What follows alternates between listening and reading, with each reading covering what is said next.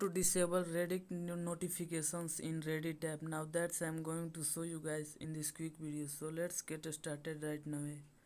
Now it's actually super easy to do. It's basically what basically you have to do is click on the top left corner on your profile picture, and then you have to go to the settings, and then you have to click on the account settings, and then you in the account contact settings you can see that manage notification and manage emails.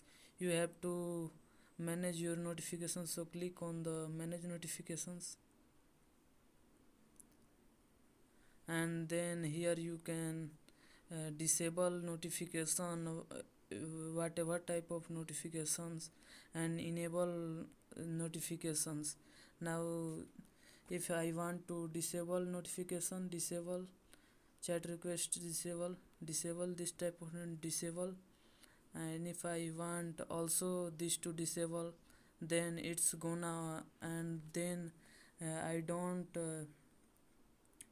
the notification of this disable things will not come. So uh, choose whatever type of notification you want, and then uh, disable you don't want, uh, and now that's basically it.